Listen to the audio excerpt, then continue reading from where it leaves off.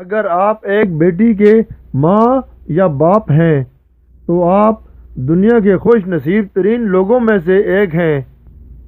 اپنی بیٹی کو پرایا یا بوجھ سمجھنے کی بجائے اسے ایک انمول تحفہ سمجھیں اور اسے اس قابل بنائیں کہ وہ شادی کے بعد بھی آپ کی یا اپنے خاوند کی محتاج نہ ہو۔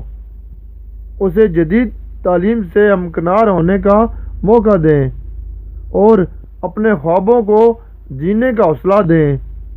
وہ لوگ جو وسائل ہوتے ہوئے بھی اپنی بہن یا بیٹی کو تعلیم سے دور رکھتے ہیں، بلا شبہ وہ دنیا کے بد نصیب ترین لوگ ہیں۔ دوسروں کے طنز کا بہترین جواب آپ کی کامیابی ہے، نہ کہ لڑائی جھگڑا اور رنجش۔ اپنا ٹائم ان لوگوں کے ساتھ گزاریں جن کی زندگی کے بارے میں کچھ خواب ہیں اور وہ ان خوابوں کو لے کر پاگل پن کی حد تک سنجیدہ ہیں۔